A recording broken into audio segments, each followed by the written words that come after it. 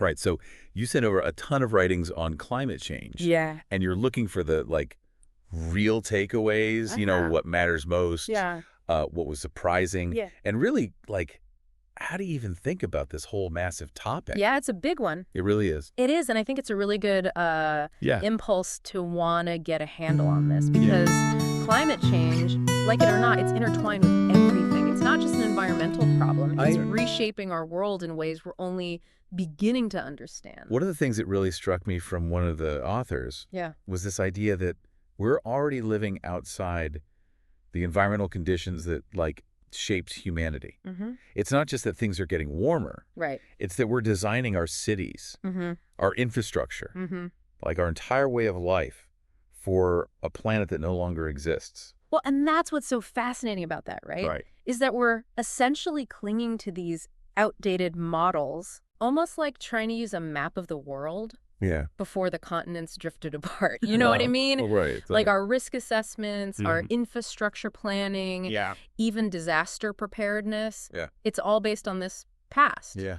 That's no longer really relevant. Yeah, it's like we're building houses on sand and the tide is coming in faster than we thought. Yeah, exactly. It's a Hurricane Harvey, remember? Yeah. That 500,000-year flood event in Houston. The one that was supposed to happen once every 500 millennia. Yeah. But it's happened 3 times since 2015. Exactly. Yeah, that's a prime example of how our old metrics, they're just useless. Right. What used to be considered like this extreme, once-in-a-lifetime event is becoming more and more frequent. So it's not just about things getting a bit hotter. Right. Or a bit wetter.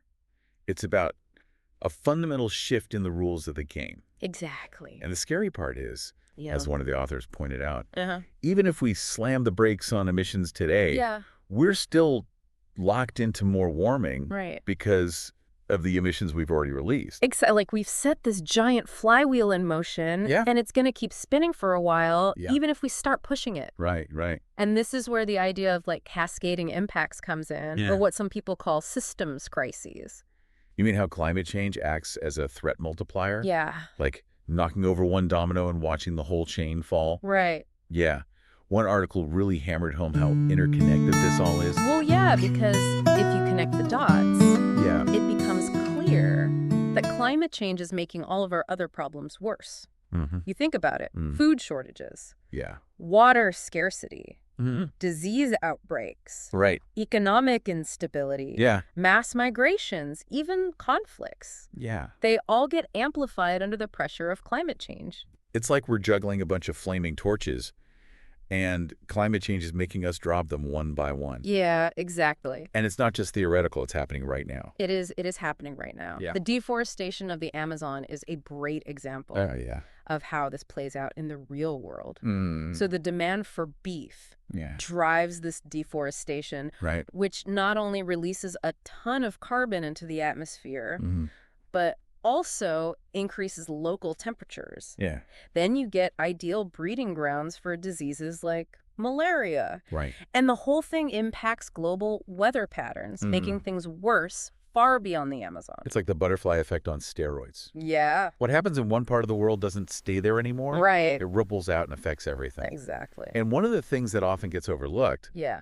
is the human cost of all of this. Yeah. It's not just about abstract numbers and graphs. Right. It's about real people's lives being turned upside down. Yeah, the source material really dug into like the mental and emotional toll of climate change. It's real. Like how repeated exposure to extreme weather events, like floods and wildfires, can lead to trauma, anxiety, even PTSD, especially for children. Exactly. And think about the communities that are repeatedly devastated by these events. Right. The constant uncertainty, the loss of homes and livelihoods, the fear of the future.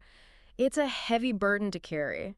And one article even pointed to a correlation between rising temperatures and increased suicide rates. Wow. Particularly among farmers in India who are facing crop failures and economic hardship. That's awful. It's heartbreaking. Yeah, and it really hits home that climate change isn't just numbers on a chart. Right. It's people's lives being turned upside down. Yeah. And it's often the most vulnerable populations. Right. Those who contributed the least to the problem. Right. Who are suffering the most.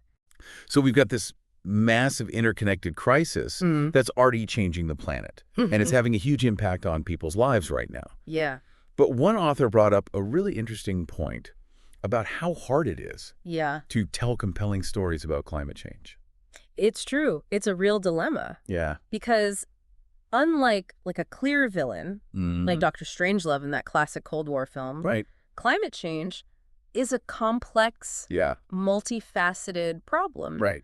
It's hard to point to a single enemy or a simple solution, which makes it difficult to create a narrative that grabs people's attention and inspires action. It's like trying to write a thriller where the villain is a complex system and everyone's kind of complicit. Exactly. Not exactly a box office hit. Not really a blockbuster there. No. So the challenge is to find new ways to tell the story of climate change. Right. Stories that resonate with people on a deeper level, connecting with their values, their hopes and their fears. Because if we can't tell a good story, it's going to be even harder to get people to care. Right. And speaking of stories, I was really intrigued by this concept of the Anthropocene. The Anthropocene, the age of humans. Yeah. It's this sobering recognition that we've become the dominant force, shaping the planet for better or worse. Like one stat that blew my mind was that 96% of the world's mammals, by weight, are now humans and their livestock. Wow.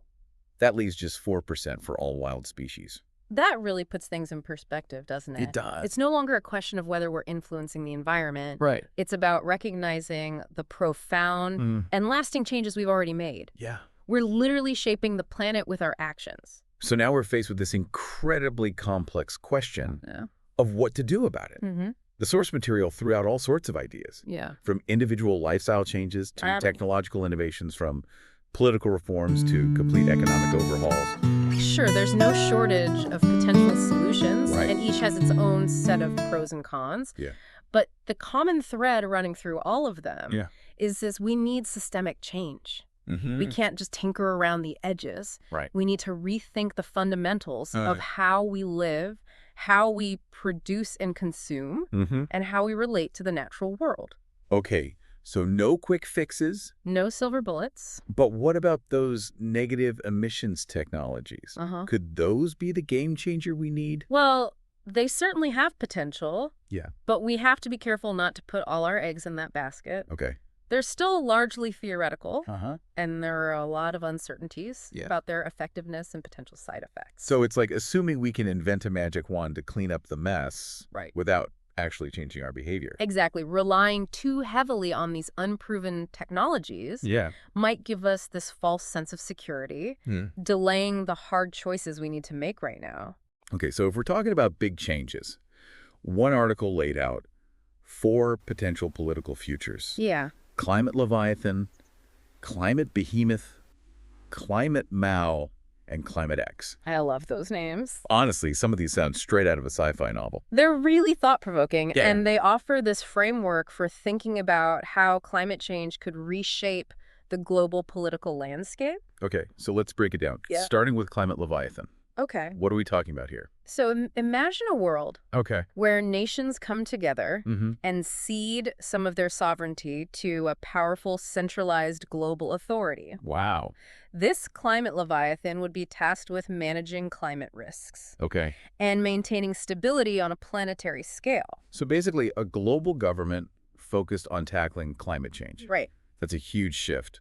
What would the consequences be? Well, on the one hand, it could be seen as a necessary response to a global crisis.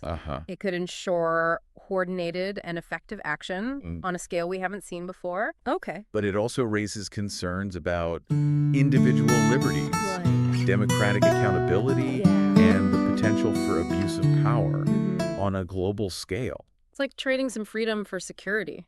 Yeah, tough call. A tough call. Okay, what about Climate Behemoth?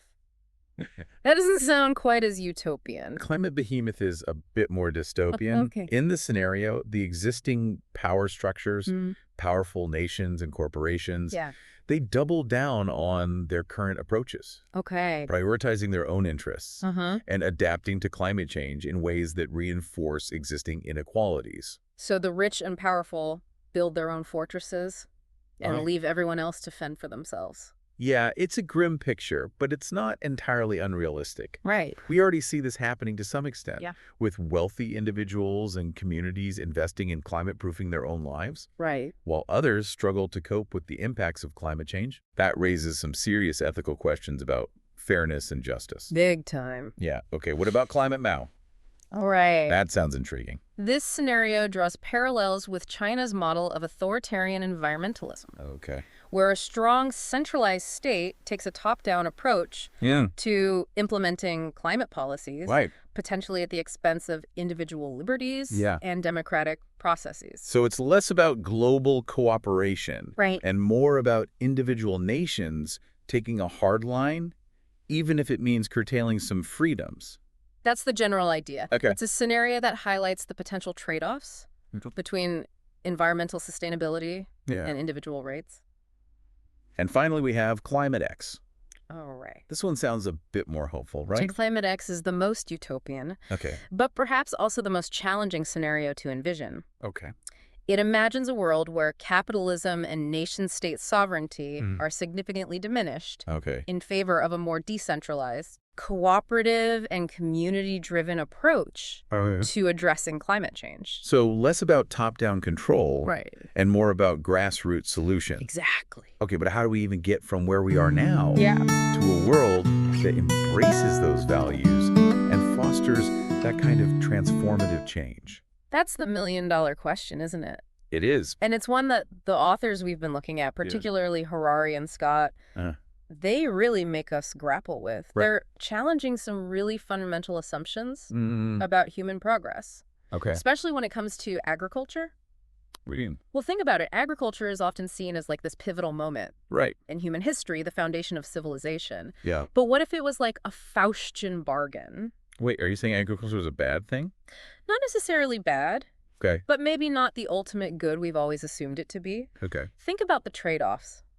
Agriculture allowed for larger, more settled populations. Right. And the development of complex societies, but it also led to a more sedentary lifestyle, increased dependence on a few staple crops, and greater vulnerability to environmental fluctuations. So you're saying that agriculture, which enabled civilization, might also have planted the seeds for the environmental crisis we're facing today. It's a provocative idea. It is. And it forces us to rethink our relationship with the natural world. Yeah. And what we really mean by progress. This deep dive is really making us question everything. I know, right? I think we need a minute to process all this. Yeah. Let's take a break. We'll be back in just a moment to continue our deep dive. All right. Stay with us. So, we've been digging into these big picture impacts of climate change. But, one of the things that really jumped out from these articles was the personal side of it. Yeah. How it's affecting people's lives on an everyday level, not just in some distant future. Right. Because it's easy to get lost in the graphs and projections. But this is about real people dealing with real consequences right now. It is. What kind of things are we talking about? One study I found really unsettling showed a strong link between rising temperatures and an increase in violent crime. Really? It seems like as the heat goes up, so do rates of assault, rape, even murder. Wow, that's intense. Yeah. So it's not just about feeling cranky on a hot day. Right. It's actually impacting public safety. Exactly. And it's not just aggression. Uh-huh. The mental health impacts are huge, too. Yeah. One article highlighted the connection between higher temperatures and suicide rates. Right. Especially among farmers in India facing crop failures. That's incredibly sad, and it really drives home what another author was saying. Yeah. About climate change hitting the most vulnerable the hardest. Absolutely. It's like a double whammy of hardship. Absolutely. And it's not just the direct effects of heat or storms. Right. There's this deeper layer of trauma and anxiety that comes with living in a world where these events are becoming more frequent and intense. Like how one article talked about entire communities being repeatedly devastated by floods or wildfires, the constant feeling of insecurity, the loss of homes and belongings, the fear for the future. Exactly. And the source material really emphasized the long-term impact on children who are especially vulnerable to this kind of trauma. Of course. It can affect their development, their education, their entire outlook on life.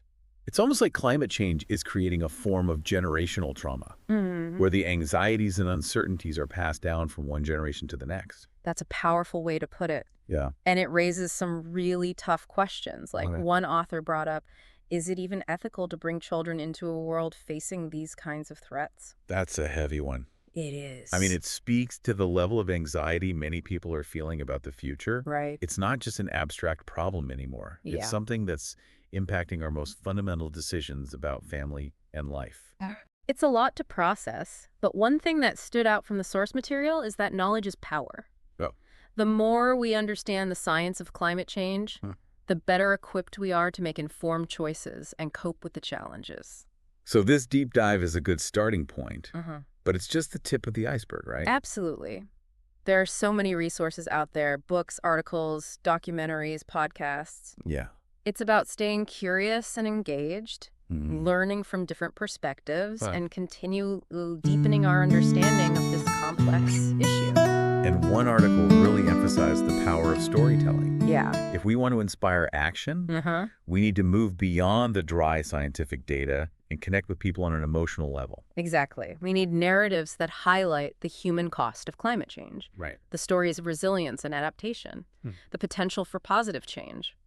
One author used the example of colony collapse disorder, the mysterious phenomenon that's been decimating honeybee populations. It seems like a small issue, but it captured the public's imagination because it speaks to our deep anxieties about the fragility of the natural world and the interconnectedness of all living things. Exactly, and that's the kind of emotional resonance we need to tap into if we want to mobilize people around climate action. It's about making the abstract feel personal, the distant feel immediate, and the overwhelming feel manageable. There's also this intriguing concept of the environmental uncanny that one author brought up. He argued that we haven't yet found ways to adequately imagine climate catastrophe.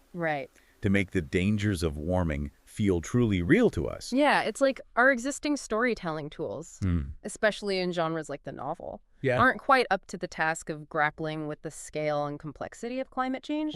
We need new forms of expression, new ways of telling stories that can capture the strangeness, the disorientation, the profound sense of unease that climate change evokes. It's almost like we need a whole new genre of art and literature specifically for the climate crisis. And we're starting to see glimpses of that emerging climate themes woven into science fiction, fantasy horror, even comedy. There's a growing body of climate-themed art, music, theater, and journalism that's pushing the boundaries of traditional forms. It's encouraging to see that creativity and innovation happening. It is. Maybe these new narratives can help us break through the apathy and denial that often surround the climate issue. That's the hope. And it's not just about creating art or entertainment.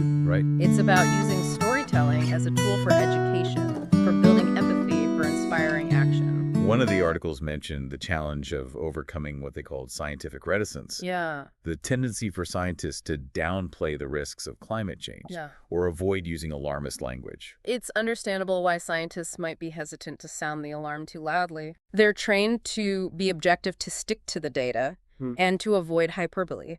And they've also faced a lot of backlash and accusations of alarmism from climate deniers. So they're walking this tightrope between being accurate and being effective in communicating the urgency of the situation. Exactly. But that caution has also had some unintended consequences. It's created this gap between the urgency of the scientific findings and the public's perception of the problem. Like people thinking, oh, it's not that bad. We have time to figure it out. But the source material made it clear that this is a crisis we need to address now, not in some distant future. And that's why overcoming scientific reticence is so important. We need scientists to be more outspoken about the risks we face and to be more actively engaged in public communication and outreach. It's about finding that balance between scientific rigor and effective storytelling. We need the data, but we also need the stories that bring the data to life and make it resonate with people. Exactly. And it's not just about communicating the risks. It's also about highlighting the potential solutions, the innovative technologies, the inspiring examples of communities taking action. There's this really cool project mentioned called Oh, yeah. which basically offers a blueprint for reversing global warming. Right. It identifies 100 different solutions. Wow. Ranging from renewable energy and sustainable agriculture to plant-based diets and educating girls. Wow. And it ranks them based on their potential to reduce greenhouse gas emissions and sequester carbon from the atmosphere. It's a really empowering approach. It is. Because it shifts the narrative from despair to possibility. It shows that we actually have the tools and knowledge to tackle this problem. Exactly. And it emphasizes the importance of taking a multi-pronged approach. Right. Recognizing that there's no single magic bullet solution to climate change. We need to address it from all angles. Yeah. Technological innovation, political reform, economic transformation, and individual action. Speaking of political solutions, you mentioned climate leviathan earlier. Yeah. That idea of a global government taking charge? Yeah. Do you think something like that could actually happen? It's hard to say for sure, but climate change is a global crisis. Right. That requires a coordinated global response. It's possible that nations might be willing to cede some sovereignty to a supranational body if it meant tackling this existential threat. It's like in the face of a common enemy, even rival nations might be willing to put aside their differences and work together. I think so. But that idea also brings up concerns about potential overreach and the erosion of democratic processes. Definitely. It's a complex issue with a lot of potential pitfalls. Right. But one thing that struck me from the readings is that we can't let the scale of the problem paralyze us into inaction. Right. This idea of climate apathy is a real danger. Because if we just give up and say, it's too big, there's nothing I can do, then nothing will ever change. Exactly. It's important to remember that every action we take, no matter how small, can have a ripple effect. So it's not about expecting one person to solve the whole problem, but about everyone doing their part. Exactly. And it's not just about individual actions. It's about collective action. It's about demanding change from our leaders, supporting businesses and organizations that are working to address climate change, and using our voices to raise awareness and inspire action in our communities. It's about shifting the narrative from despair to empowerment. Exactly. It's about recognizing that we have the power to create a better future. It's not going to be easy and it's not going to happen overnight, but it's possible. So we talked about the scale of this climate crisis, the human cost, the need for big changes. But I'm still wrestling with, like, what a truly different future could look like. One article threw out this idea of degrowth. Which honestly sounded a bit radical at first. Yeah, it's definitely a challenging concept. Especially since we're so conditioned to think that economic growth is always good. Right. But degrowth isn't about crashing the economy or anything. It's about shifting our focus from more to better. Like, can we create a society that prioritizes well-being and quality of life over just churning out more and more stuff? So it's like saying maybe the good life isn't about having the biggest house or the newest gadget, but about having strong communities, meaningful work, and a healthy environment. Exactly. Degrowth proponents argue that by consuming less and focusing on what truly matters, we can actually create a more equitable, sustainable, and ultimately more fulfilling society. It's a radical shift in perspective. It is. But one that might be necessary in a world facing ecological limits. One article mentioned a steady-state economy as another alternative. Is that kind of a middle ground between endless growth and degrowth? It could be seen that way. A steady-state economy aims for a stable level of economic activity, balancing production and consumption within the limits of the planet's resources. It's like finding that sweet spot where we can meet our needs without exceeding Earth's carrying capacity. So it's not about stopping progress altogether. But about finding a way to progress sustainably. Exactly. And it would require a major shift in how we measure success. Instead of focusing solely on GDP, we'd need to prioritize metrics that reflect well-being, social justice, and environmental health. That makes a lot of sense. But what about the role of technology in all this? Could innovation help us create a more sustainable future? Technology definitely has a part to play. But it's important to be realistic about its limitations. One author cautioned against techno-solutionism, this belief that we can simply invent our way out of any problem. So no silver bullet solutions. We can't just assume that some magical new technology will solve climate change without addressing the underlying drivers of consumption inequality and our disconnect from the natural world. One technology that came up in the readings was geoengineering. Oh, yeah. This idea of manipulating Earth's climate system to counteract global warming. Right. That's a really controversial one. Yeah, it is. Some proposals involve injecting aerosols into the stratosphere to reflect sunlight away from Earth. Right. It could potentially cool the planet, but it wouldn't address the root cause of the problem, which is rising carbon dioxide levels. Yeah, it could have all sorts of unintended consequences, right? Exactly. We're talking about messing with complex systems we don't fully understand. Right. It's like trying to fix a leaky faucet by hitting it with a hammer. Yeah. You might stop the leak temporarily. Right. But you could also end up with a much bigger problem. So maybe not the best strategy to bet on. It's a high-risk gamble with potentially huge downsides. Yeah. We need to proceed with extreme caution and focus on solutions that address the root causes of climate change.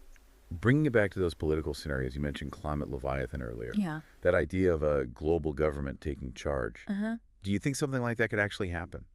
It's hard to say for sure. Yeah. But climate change is a global crisis that requires a coordinated global response. Right. It's possible that nations might be willing to cede some sovereignty to a supranational body if it meant tackling this existential threat. It's like in the face of a common enemy. Yeah. Even rival nations might be willing to put aside their differences and work together. It's possible. But that idea also brings up concerns about potential overreach and the erosion of democratic processes. Absolutely, for sure. Definitely. It's a complex issue with a lot of potential pitfalls. It is. But one thing that struck me from the readings is that we can't let the scale of the problem paralyze us into inaction. Right. This idea of climate apathy is a real danger. It is a real danger because if we just give up and say, it's too big, there's nothing I can do, right, then nothing will ever change. Exactly. Yeah. It's important to remember that every action we take, no matter how small, can have a ripple effect. It can. It's about shifting the narrative from hopelessness to empowerment. Yes.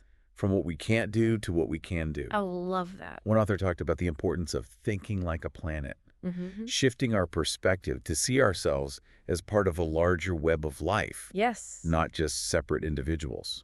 That's such a powerful idea. It is. It's about recognizing the interconnectedness of all living things and understanding that our actions have consequences that extend far beyond our immediate sphere. It's like that saying, we don't inherit the earth from our ancestors, we borrow it from our children. Exactly, and that's the message we need to carry with us. We have a responsibility to care for the planet, not just for ourselves, but for future generations. This deep dive has been an incredible journey. It has. We've covered so much ground. From the science of climate change to the human impacts, from the potential solutions to the political and economic challenges. We've really gone deep. We have. It's been a whirlwind of information. Yeah. But I hope it's left you feeling more informed, more engaged, and more empowered to take action. That's what we want.